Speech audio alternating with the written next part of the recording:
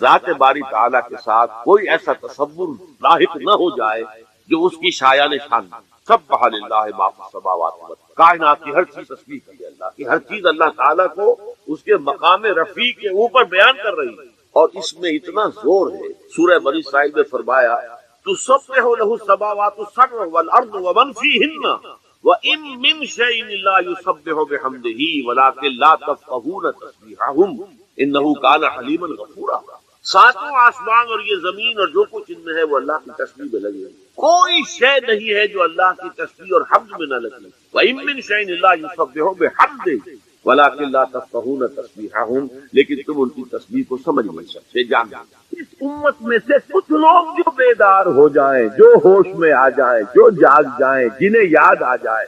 مجھے بڑا پسند ہے یہ ہمدرد کے جو پرچے بچوں کے لیے خاص طور پر جو رسالہ نکلتا ہے، اس میں آپ نے دیکھا ہوگا جاگو اور جگاؤ، جاگو اور جگاؤ، بڑی اچھی اصطلاح ہے، بڑی عام پہل ہے۔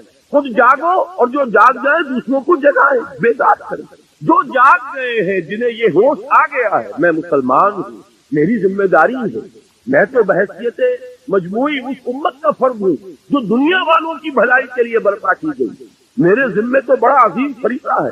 وہ فریضہ ہے کہ جو اللہ تعالیٰ اپنے رسولوں کے سپرد کرتا رہا، امر بالمعروف اور نہی عن المنکر، جسے یہ ہوش آ جائے اب وہ دوسروں کو جگائے، جو جاگتے جائیں وہ ایک امت بن جائے، چھوٹی امت، جیسے آپ کہتے ہیں party with in party, state with in state, ریاست میں ریاست، پارٹی میں پارٹی، ایک بڑی امت ہے۔ 1 ارب سے زیادہ کی تعداد میں امت محمد ہے اس وقت دنیا میں صلی اللہ علیہ وسلم، لیکن سوئے ہوئے ہیں۔ کس اعتبار سے سوئے ہوئے ہیں؟ دنیا کے اعتبار سے سوئے ہوئے نہیں ہیں۔ ہر شخص اپنی بہتری کے لیے کوشاں ہے، زور لگا رہا ہے، دن رات محنت کر رہا ہے۔ دین کے اعتبار سے سو گئے، بحیثیت امت محمد جو ذمہ داری تھی اس کے اعتبار سے سوئے تھے۔ تو جو جاگ جائیں وہ جاگیں، آپس میں مل جل کر اس بڑی امت میں ایک چھوٹی امت بنائے۔ وَلْتَكُن مِّنكُمْ أُمَّةٌ يَدْعُونَ إِلَى الْخَيْرِ، تم میں سے ایک امت تو ایسی لازماً ہونی چاہیے جو خیر کی طرف بلائے اور نیکی کا حکم دے اور بدی سے روکے۔ اور نوٹ کیجئے آخری ٹکڑا اس آیت کا، وَأُولَٰئِكَ هُمُ الْمُفْلِحُونَ، یہ جان لو کہ صرف وہی ہوں گے فلاح پانے والے، یہ سوئے ہوئے فلاح نہیں پائے۔ جو جاگ جائیں گے اور جگائیں گے اور جو اپنے اس فرض منصبی کو ادا کریں گے، یدعون الی الخیر ویامرون بالمعروف وینہون عن المنکر، صرف وہ ہوں گے فلاح پانے والے۔ اولئک هم المفلحون۔ آپ صدق کے دل سے دعا کیجئے، اللہم ربنا اجعلنا منہم، اے اللہ ہمیں بھی ایسے لوگوں میں شامل ہونے کی توفیق عطا فرما۔ پہلا تمہیدی مضمون میرا ختم ہوا، ذہن میں ٹانکتے جائیے۔ خلاصہ کیا ہے؟ امت مسلمہ کی غرض تاسیس یا شہادت علی اللہ کہیے یا امر بالمعروف اور نہی عن المنکر۔ اب دوسرا مضمون ہے، اس کے لیے ذرا یہ الٹ لیجئے آخری صفحے پر، چونکہ یہ 2 ورقہ ہے، اس پر میں نے ایک بڑی محنت کر کے قرآن مجید کے 9 مقامات منتخب کیے۔ ایک مضمون کو واضح کرنا مقصود ہے۔ وہ مضمون کیا ہے؟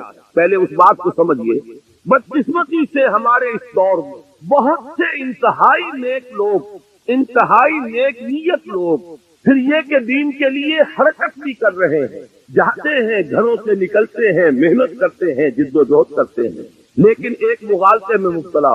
وہ مغالطہ کیا ہے کہ صرف نیکی کی تلقین کفایت کرتی ہے، نہی عن المنکر کی ضرورت نہیں۔ کسی برائی پر تنقید کا کوئی فائدہ نہیں، بھلائی کی تلقین کرو، جب بھلائی پھیلے گی خود بخود جو بدی ہے وہ رفع ہو جائے گا۔ بعض اعتبارات سے بات بڑی وزنی بات ہوتی ہے، تم روشنی پھیلاؤ، تاریکی خود بخود کافور ہو جائے گا۔ بھلائی کا پرچار کرو، بھلائی کو پھیلاؤ، بدی جو ہے خود بخود جو ہے وہ ملیا بیٹ ہو جائے گا۔ لیکن یہ بہت بڑا مغالطہ ہے اور دینی اعتبار سے بہت بڑی غلط فہمی ہے، جس میں بہت سے نیک نیت نظر آ رہا ہے، ان کی نیت سے پر کوئی شک نہیں، پھر ان کا جو مجاہدانہ کردار ہے، اس کے لیے جو محنت ہے وہ سب سے مسلم۔ لیکن میں یہ چاہتا ہوں آج آپ قرآن مجید کے 9 مقامات کے حوالے سے اس بات کو سمجھ لیں کہ یہ امر بالمعروف اور نہی عن المنکر باہم لازم و ملزوم، میں نے جو اس کا عنوان قائم کیا ذیلی، باہم لازم و ملزوم، ایک گاڑی کے 2 پہیے یا ایک ہی تصویر کے 2 رخ۔ ایک پہیے پر تو گاڑی گھوم جاتی ہے، 2 پہیوں پر گاڑی آگے، ایک گاڑی کے 2 پہیے، اسی طریقے سے ایک تصویر کے 2 رخ، باہم لازم و ملزوم۔ اس کو چونکہ بڑی اہمیت کے ساتھ ذہن نشین کرانا مقصود ہے، تو میں نے یہ 9 مقامات قرآن مجید کے نکالے جس سے یہ ثابت ہو جائے یہ دونوں لازم ہے، لازم و ملزوم۔ اور ایک بات میں عرض کر دوں انتہائی ادب کے ساتھ کہ واقعہ یہ ہے کہ اگر میں یہ کہوں کہ قرآن مجید تو یہ 2 چیزیں بیان کر رہا ہے لیکن اصل میں تو ایک ہی چیز ضروری ہے، تو معلوم یہ ہوا کہ میں نے قرآن پر طعن کیا ہے، اللہ کے کلام پر گویا کہ میں ایک یہ لفظ نکال رہا ہوں کہ شاید یہ صرف شاعری ہو رہی ہے، لفاظی ہو رہی ہے۔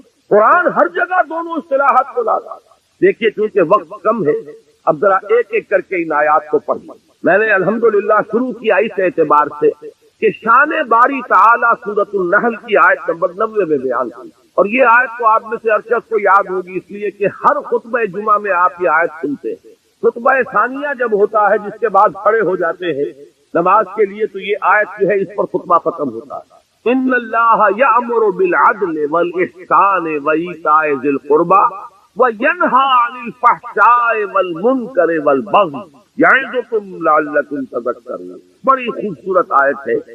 اللہ تعالیٰ نے ایسا کمال توازن پیدا کیا، حکم بھی دیا 3 باتوں کا، روکا بھی 3 باتوں۔ عجیب توازن ہے، ذرا غور کیجیے اس کے حسن توازن ہی میں سارا حسن ہوتا ہے۔ 2 چیزیں ہیں، اگر آپ نے توازن ڈسٹرب کر دیا اس میں حسن باقی نہیں رہے گا۔ ان اللہ یامر بالعدل والاحسان وایتاء ذی القربى، اللہ حکم دیتا ہے عدل کا، احسان کا اور قرابت داروں کا حق ادا کرتا۔ میں چونکہ اس وقت درس نہیں دے رہا ہوں ان آیات کا، مقصود صرف یہ ہے کہ آپ کے پیش نظر رہے کہ امر اور نہی یہ دونوں ساتھ ساتھ، اور اس میں یہاں توازن اللہ نے اس درجے کیا ہے کہ 3 ہی چیزیں مقابل میں لایا۔ وَيَنْهَا عَنِ الْفَحْشَاءِ وَالْمُنْكَرِ وَالْبَغْيِ يَعِظُكُمْ لَعَلَّكُمْ تَذَكَّرُونَ۔ اللہ بھی نیکیوں کا حکم دیتا ہے تو بدیوں سے روکتا ہے، ورنہ اگر وہ فلسفہ درست ہوتا کہ محض نیکی کی تلقین سے بدی خود و خود کافور ہو جائے گی تو بدی کی نشاندہی کر کے اس سے روکنے کی اضافی طور پر ضرورت نہیں۔ آگے چلیے نمبر 2، تقاضائے فطرت و حکمت۔ یہاں میں نے سورہ لقمان کی آیت لی ہے۔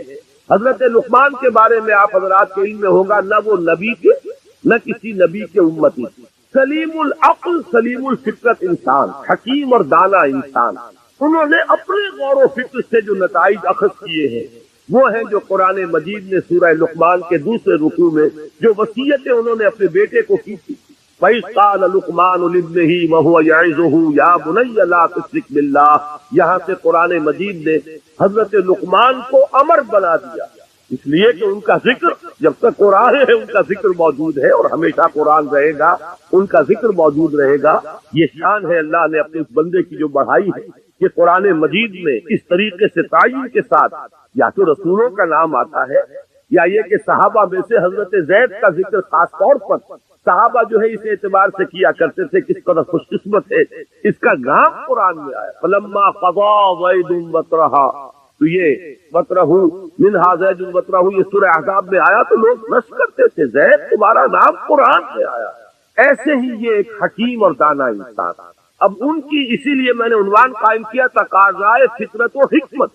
فطرت اور حکمت کا تقاضا یہ ہے، اب ان کی یہ آیت نوٹ کیجئے جو قرآن مجید میں ان کی بات نقل فرمائی گئی، یا بنی اقم الصلاۃ وامر بالمعروف وانھ عن المنکر واصبر علی ما اصابک ان ذلک من عزم الامور۔ اے میرے بچے نماز قائم رکھ، نیکی کا حکم دے، بدی سے روک، اور پھر صبر کر جو تجھ پر بیتے۔ دیکھیے بڑی پیاری بات، نیکی کی تلقین پر کبھی آپ کو ریزنٹمنٹ نہیں ہوگی، لوگ سن لیں گے مانے یا نہ مانے، بھلا کام کیا کرو، نیک کام کیا کرو، بھائی نماز پڑھا کرو، بھائی روزہ رکھا کرو، کوئی آپ کو پلٹ کر گالی نہیں دے گا۔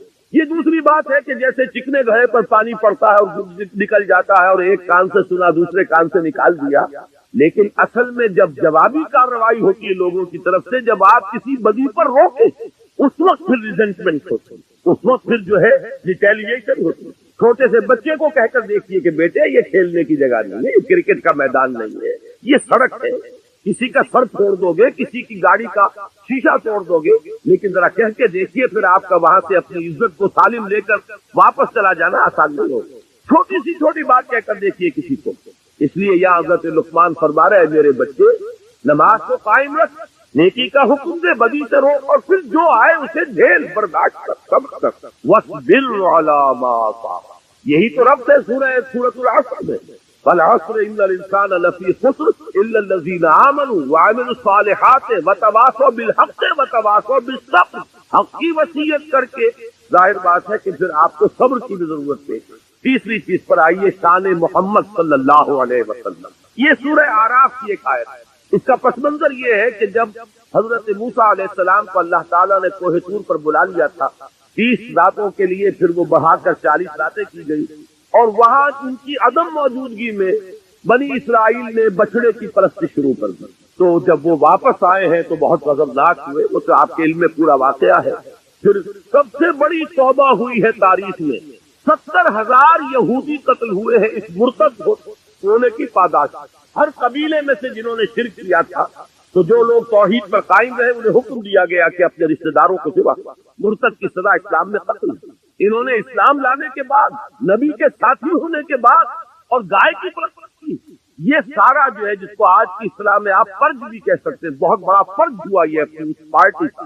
اس کے بعد کوہ طور پر وہ 70 سرکردہ لوگوں کو لے کر حاضر ہوئے۔ دعا کی پروردگار ہم سے خطا ہو گئی ہے، معاف فرما دے، اور ہمارے لیے رحمت کا فیصلہ فرما دے۔ اس کا جواب دیا گیا کہ ایک تو میری رحمت عام ہے، وہ تو ہر شے کے ساتھ، رحمتی وسعت کل شیء۔ ایک میری خاص رحمت ہے جو میں نے لکھ دی ہے اپنے ان بندوں کے لیے جو میرے رسول نبی امی پر ایمان لائے صلی اللہ علیہ وسلم۔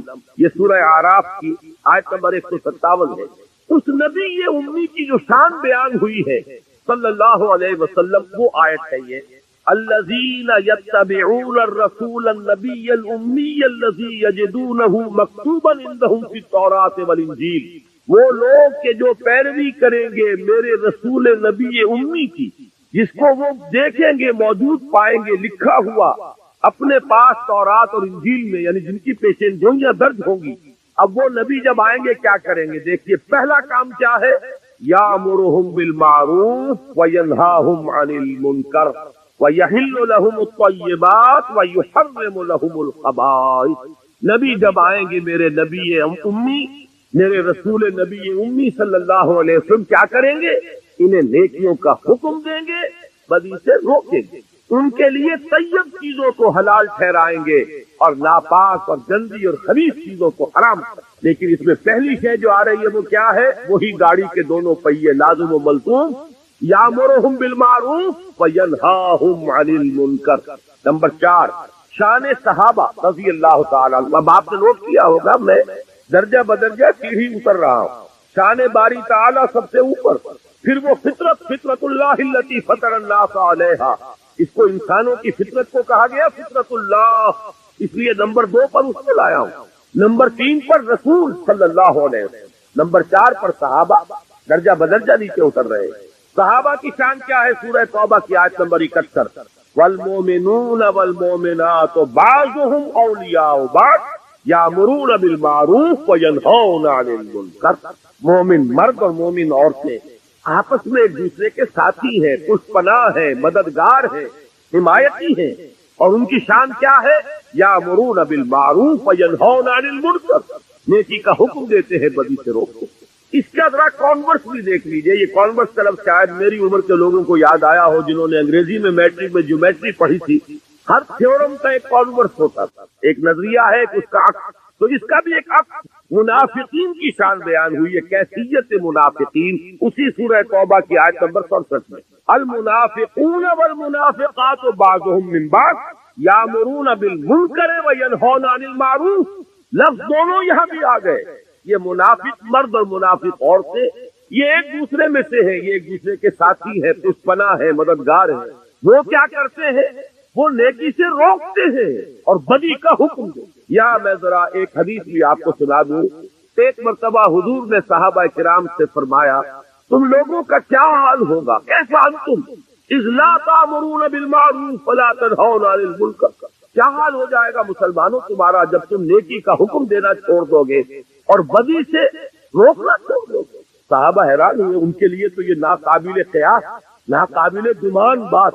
انہوں نے کہا، اَوَ کَائِنٌ ذَلِکَ یا رسول اللہ، انہوں نے حیرت کے ساتھ کہا ہے اللہ کے رسول کیا ایسا ہونے والا ہے؟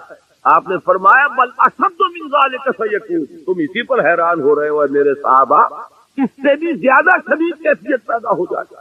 اب وہ حیران ہوئے وہ کیا ہو؟ فرمایا تامرون بالمنکر فتنہون عن المعروف، وہ دور بھی آ جائے گا کہ تم منکر کا حکم دو گے اور بدی کا حکم دو گے اور نیکی سے روکو۔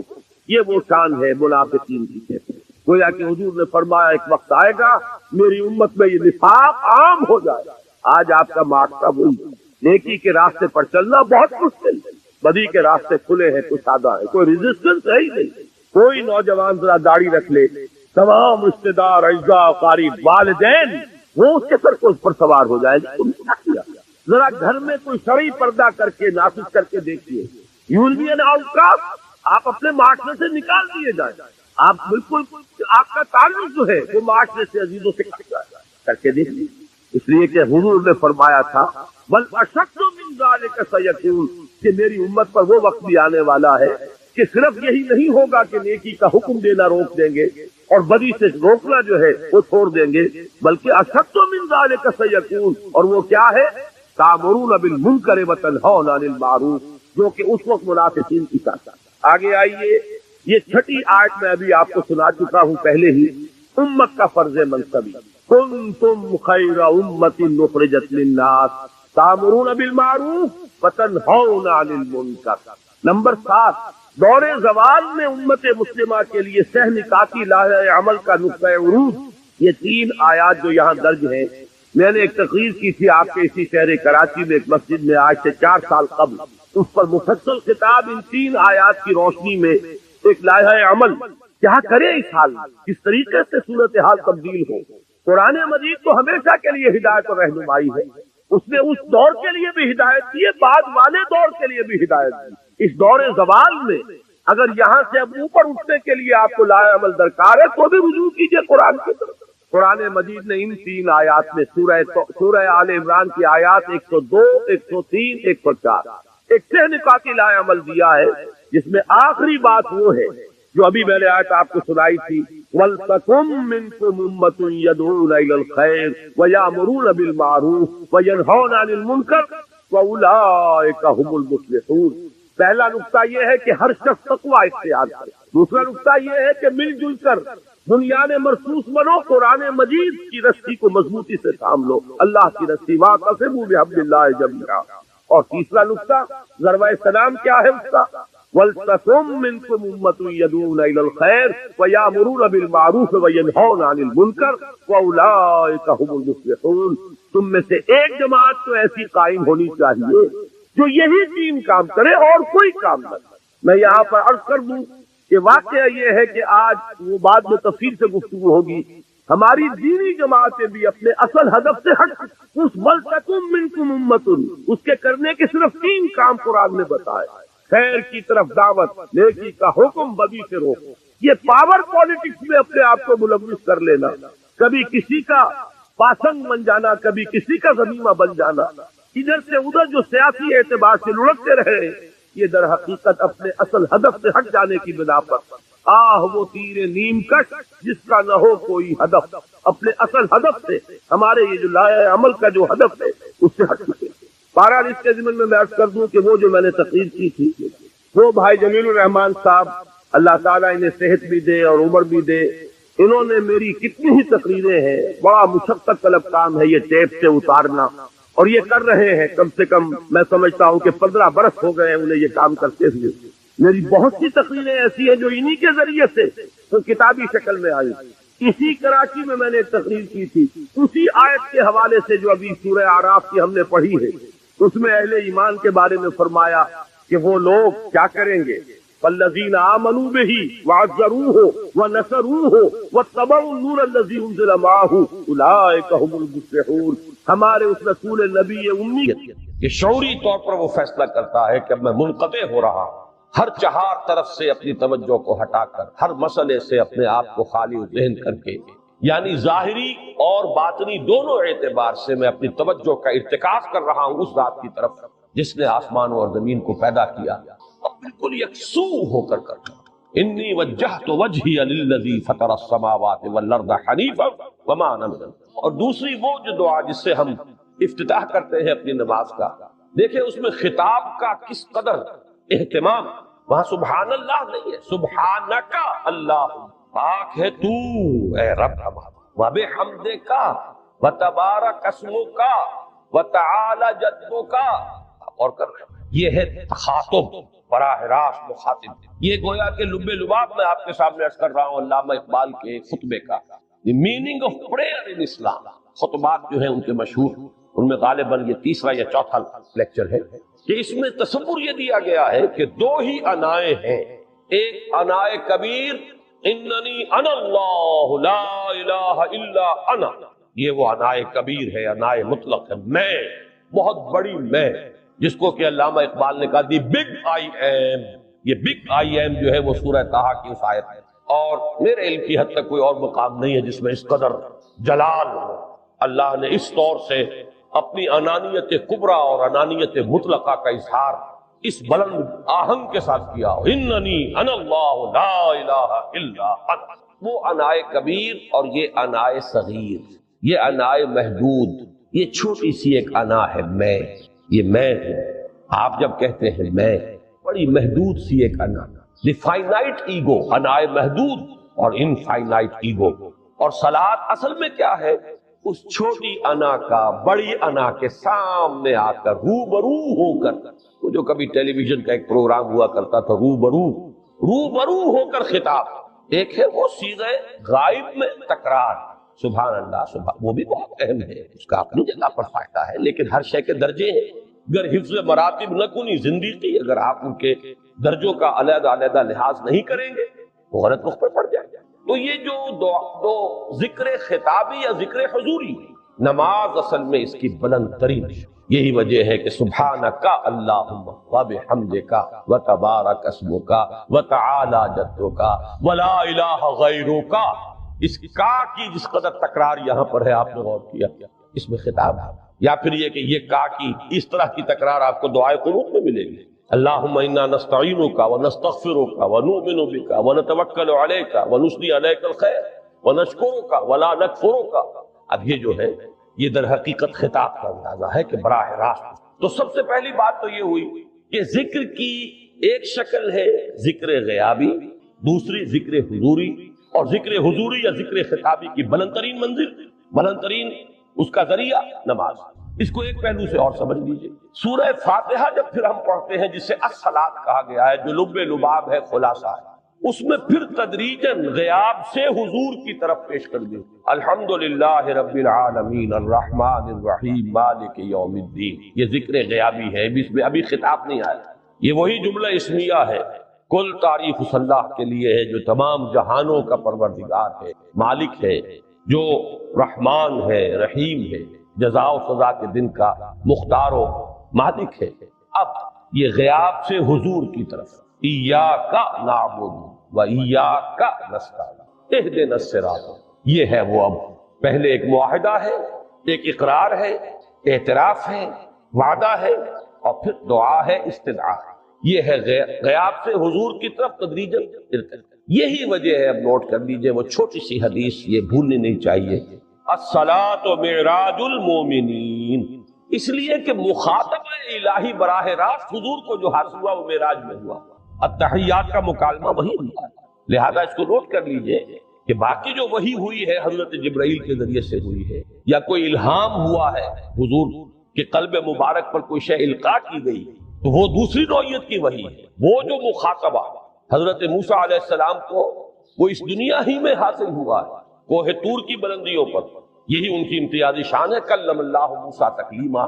یہ براہ راست مخاطبہ جو ہے یہ حضور صلی اللہ علیہ وسلم کو معراج کی شب یہ آپ کو حاصل ہوا، اور حضور نے اسی لیے نماز کو معراج المومنین قرار دیا، اس لیے کہ اس میں وہی براہ راست مخاطبہ، مکالمہ اور وہی گفتگو ہے جو ہو رہی ہے۔ اس کے ضمن میں وہ حدیث، اب اس وقت شاید میرا وقت ختم ہونے کے قریب ہو، لیکن وہ حدیث جو اس اعتبار سے حدیث قدسی ہے، اگرچہ بعد میں اس کے جو مزید تفصیل ہے تو حضور صلی اللہ علیہ وسلم نے گویا کہ خود بیان کی ہے، لیکن مسلم شریف کی روایت ہے حضرت ابو ہریرہ رضی اللہ تعالی عنہ کہ حضور نے فرمایا یقول اللہ تعالی، اللہ یہ فرماتا ہے، اسی لیے اس کو حدیث قدسی کہیں گے، قسمت الصلاۃ بینی و بین عبدی نصفین، میں نے نماز کو اپنے اور اپنے بندے کے مابین آدھا آدھا تقسیم کر دیا۔ اب یہاں تک تو جملہ ہے اللہ کا، یہ ہے حدیث قدسی۔ اب آگے جو ہے نریشن اس کی جو ہے حضور صلی اللہ علیہ وسلم کی جانب سے ہے، یعنی خبر دے رہے ہیں اللہ کی طرف سے ہی۔ ویسے تو تمام احادیث ہی گویا کہ ہم سمجھتے ہیں انسپائرڈ تو اللہ کی طرف سے ہی، لیکن یہ کہ جہاں صراحت ہو کہ اللہ کہتا ہے وہ حدیث قدسی ہے۔ یقول اللہ تعالی قسمت الصلاۃ بینی و بین عبدی نصفین، یہاں تک تو حدیث قدسی۔ اب دوسری عام حدیث ہے، اذا قال العبد الحمد للہ رب العالمین یقول اللہ تعالی حمدنی عبدی، جب بندہ کہتا ہے الحمدللہ رب العالمین، پروردگار کہتا ہے میرے بندے نے میری حمد۔ جب بندہ کہتا ہے الرحمن الرحیم، پروردگار فرماتا ہے ثنا علی عبدی، میرے بندے نے میری ثنا کی، بڑی تعریف۔ جب بندہ کہتا ہے مالک یوم الدین، اللہ فرماتا ہے مجدنی عبدی، میرے بندے نے میری بڑی بزرگی بیان کی، تمجید کی۔ پھر جب بندہ کہتا ہے ایاک نعبد و ایاک نستعین، اللہ فرماتا ہے ھذا ما بینی و بین عبدی ولعبدی ما سأل، یہ ہے میرے اور میرے بندے کے درمیان۔ تو معاہدہ ہے نا، معاہدے میں تو دو فریق جکڑے جاتے ہیں، بات بند جاتے ہیں، یہ میرے اور میرے بندے کے درمیان ہے، اور میرے بندے نے جو طلب کیا میں نے دیا، اس لیے کہ اس میں طلب بھی تو ہے، ایاک نستعین، تیری مدد چاہتے ہیں، یہ طلب ہے، اسی کی شرح ہے جو اب آخری تین آیتیں ہیں۔ پروردگار ہم تیری مدد چاہتے ہیں، پروردگار تیری ہی بندگی کرتے ہیں اور کریں گے، اور تیری ہی مدد چاہتے ہیں، چاہیں گے۔ اگر حال میں اس کا ترجمہ کریں گے زمانہ حال کے اعتبار سے، اس لیے کہ فعل مضارع میں تو دونوں موجود ہیں، شامل ہیں، تو یہ ایک اعتراف ہے، اظہار حال ہے۔ اللہ کرے کہ وہ واقعتاً صحیح اظہار حال ہو، ہم واقعی اللہ کی بندگی کرتے ہوئے یہ کہیں کہ ایاک نعبد، ورنہ اگر ہماری اصل صورتحال سے وہ مطابقت نہ رکھتا ہو تو پھر تو ایک طرح کا جھوٹ ہو جائے گا، غلط بیانی ہو جائے گا۔ ایاک نعبد، تیری ہی بندگی کرتے ہیں، اور مستقبل میں کیجئے، کریں گے، یہ ہے عہد۔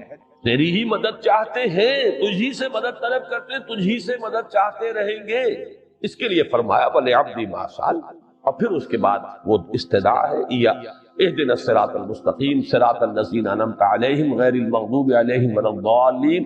اس حدیث میں اس کو ایک ہی جملے کو لیا گیا ہے، ایک ہی جملے کی حیثیت سے۔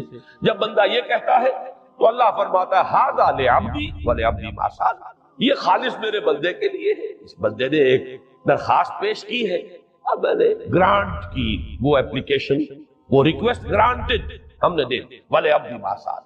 یہ ہے اس کی تاثیر کار، بشرطے کے معاملہ کو شعور کے ساتھ، بشرطے کے مطابقت ہو ظاہر اور باطن، بشرطے کے مطابقت ہو قول اور فعل کی، تو اس کا اتنا اونچا مقام ہے کہ ایک ایک جملہ ادھر ادا ہوا، ادھر اللہ کی طرف سے ریسپانسبل نہیں۔ افلاک سے آتا ہے نالوں کا جواب آخر، اٹھتے ہیں حجاب آخر، کرتے ہیں خطاب آخر، یہ خطاب ہے، مخاطبہ ہے، مکالمہ، یہ ہے اصل نماز۔ اسی لیے اسی کو کہا گیا نماز۔ البتہ اب اس سے آگے بڑھیے، ذکر کی ایک اور شکل بھی ہے، اور وہ ذکر عملی۔ ایک تو ہم نے کہا اللہ اکبر، اللہ بہت بڑا ہے، سب سے بڑا ہے، یہ جیسا کہ میں نے عرض کیا ایک اعتبار سے تو ذکر غیابی ہو گیا۔ دوسرے یہ کہ یہ ایک فکری لسانی ذکر ہے، ہم نے کہہ دیا۔ ایک ہے اسی کے ساتھ ایک عملی ڈیمانسٹریشن، جب یہ کہتا ہوا انسان سیدھا سجدے میں گرتا ہے تو در حقیقت یہ اس اللہ اکبر کی تعمیل۔ لہذا نماز جہاں ذکر غیابی بھی ہے، سورہ فاتحہ کی پہلی 3 آیات، جہاں الذکر کا حصہ بھی ہے، کچھ نہ کچھ قرآن آپ پڑھیں گے، پھر یہ کہ ذکر حضوری اور ذکر خطابی بھی ہے کہ آپ نے اللہ سے عہد و پیمان کیا، قول و قرار کیا، استدعا کی۔ اس کے ساتھ ہی ذکر عملی بھی ہے کہ جھکنا، اللہ کی تعظیم میں انسان جھکتا ہے۔ آپ اپنے کسی بزرگ سے جب ملاقات کرتے ہیں تو جھک کر سلام، تھوڑا سا جھکنا، زیادہ جھکنے کی تو اجازت نہیں ہے، لیکن یہ کہ تھوڑا سا خط آتا ہے، یہ بھی طبیعت کی بات ہے۔ میں سمجھتا ہوں فطرت میں جیسے شکر ہے ویسے ہی اس قدر تعظیم تو فطرت انسانی میں موجود ہے۔ آپ استاد کے سامنے آئیں گے تھوڑا سا خم کھائیں گے، آپ اپنے کسی بڑے بزرگ رشتہ دار کے سے ملیں گے تو تھوڑا سا خم لا محالہ ہو۔ یہ در حقیقت اس آپ کے فکر کی ایک عملی تعبیر، اس کا عملی مظہر ہے کہ آپ نے اس ہستی کی تعظیم کی ہے، اس کی عظمت کا اقرار اور اعتراف کیا ہے۔ یہی تعظیم ہے اللہ تعالیٰ کی کہ جس میں پہلا درجہ ہے رکوع، جھکے، اللہ اکبر کہہ کر جھکے، اور اس کے بعد پھر اس کا جو آخری درجہ ہو سکتا ہے وہ سجدہ جس میں کہ انسان نے جب اپنی پیشانی زمین پر ٹکا دی تو گویا کہ اس نے اپنی انانیت سے، اگر یہ شعور کے ساتھ ہوا ہو تب میں بات کہہ رہا ہوں، تو گویا کہ اس نے اپنی انانیت سے کامل دستبرداری اختیار کر کے اور اپنے آپ کو اپنے رب کے قدموں میں ڈالا۔ یہی وجہ ہے کہ حضور نے اس کو تعبیر فرمایا ہے کہ جب سجدہ کرو تو یوں محسوس کرو کہ تم نے اپنا سر اپنے رب کے قدموں میں رکھا۔ یہ کیفیت ہے، اور چونکہ میں نے ابھی عرض کیا کہ یہ در حقیقت انسان کی انانیت، میں، میری مرضی، میری خواہش، میری پسند، میری عقل، میری منطق، میرا چوائس، میرا اختیار، یہ سب چیزیں ہی تو در حقیقت جو ہمارے اندر ایک مضمر ہے شیطنت، اس شیطنت کا مظہر یہی تو ہے۔ جب اس کو انسان اپنے ہاتھوں اپنے رب کے قدموں میں رکھ دیتا ہے، در حقیقت اسی لیے اس کو تعبیر کیا گیا کہ اقرب ما یکون العبد الی ربہ فی السجود، بندہ اپنے رب سے قریب ترین جو ہوتا ہے وہ سجدے میں، بشرطے کہ وہ سجدہ واقعی سجدہ۔ اس میں حقیقت یہ ہے کہ اقبال کا وہ شعر بڑی صحیح تعبیر ہے، وہ سجدہ روح زمین جس سے کانپ جاتی، یہ ہے اصل میں تعبیر، اسی کو آج ترستے ہیں منبر و محراب، سجدوں پر سجدے اور رکعتوں کے ڈھیر لگ گئے ہوں، اور 17 رکعتیں پوری نماز عشاء کی انسان نے ادا کی ہوں گن گن کر، اور 17 رکعتوں میں آپ کو معلوم ہے 34 تو سجدے ہو ہی گئے، تو سجدوں پر سجدے اور رکعتوں کے ڈھیر، لیکن یہ کہ اگر وہ کیفیت آپ کی صحیح عکاسی نہیں کر رہی ہے آپ کے ذہن کی، آپ کی نفسیاتی کیفیت کی، آپ کی قلبی کیفیت کی، آپ کے شعور کی، تو پھر ٹھیک ہے، ثواب تو ملے گا اس نماز سے، اس لیے کہ ثواب کرنا تو ظلم ہو، سوائے ایک بات کے کہ اس میں اگر کوئی ریاکاری ہے، دوسروں کو دکھانے کے لیے نماز پڑھی گئی تو ریاکاری تو زیرو کے مانند ہے کہ اس سے جو شے ضرب کھاتی ہے زیرو ہو جاتا ہے، 1 کروڑ کی تعداد عدد کو آپ زیرو سے ضرب دے زیرو ہو گیا، تو ریاکاری تو زیرو کر دینے والی ہے، بلکہ زیرو ہی نہیں کرتی، وہ شرک تک پہنچاتا ہے۔ من صلی یرائی فقد اشرکا ومن صام یرائی فقد اشرکا ومن تصدق یرائی فقد اشرکا، جس نے دکھانے کے لیے نماز پڑھی اس نے شرک کیا، جس نے دکھانے کے لیے روزہ رکھا اس نے شرک کیا، جس نے دکھانے کے لیے صدقہ خیرات کیا اس نے شرک کیا۔ لیکن یہ کہ اگر یہ بات نہیں، اگر ریاکاری نہیں ہے، کوئی بدنیتی نہیں ہے، تو ایک شخص نے وقت نکالا ہے، اسی وقت میں وہ اپنا کوئی اور کام کر سکتا ہے۔